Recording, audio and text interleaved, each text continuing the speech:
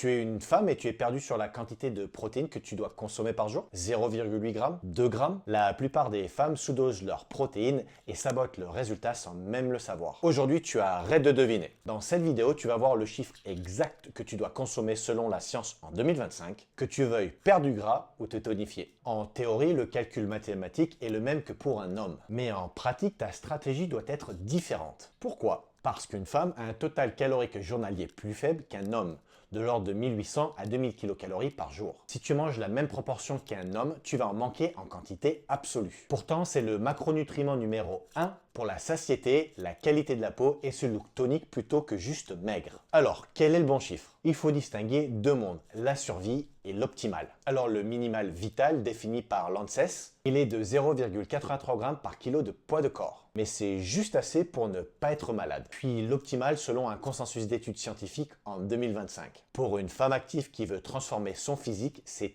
insuffisant. Les études récentes recommandent entre 1,2 et 1,6 g par kilo de poids de corps. Prenons un exemple concret. Imagine Sophie, 60 kg. Si elle vise le minimum, donc autour des 0,8 g, elle doit consommer 48 g de protéines. C'est à peine 2 blancs de poulet. Si elle veut se tonifier, donc plutôt autour des 1,5 g, là, elle doit consommer 90 g de protéines. On double presque la dose. C'est ça qui fait la différence. Maintenant, voici deux précisions capitales à prendre en compte chez les femmes. Premièrement, la ménopause. Avec la chute des hormones, tu perds du muscle plus vite. À partir de 45 ans, ne descends jamais en dessous des 1,2 g par kilo de poids de corps. En fait, ces besoins accrus pendant la ménopause sont dus à la résistance anabolique. Pour la même quantité de protéines absorbées, il n'y a pas la même induction de synthèse musculaire que pour une jeune femme. Et deuxièmement, la répartition. Évite de manger tes 80 g de protéines en une seule fois. Répartis-les sur 3 repas pour que ton corps les utilise mieux. En résumé, oublie le 0,8 g de protéines si tu bouges et consomme entre 1,2 et 1,6 g de protéines par kilo de poids de corps. C'est la fourchette optimale pour ne pas avoir faim et garder ton muscle. Calcule tes besoins maintenant et dis-moi ton chiffre en commentaire. Et abonne-toi pour plus de conseils nutritionnels basés sur la science.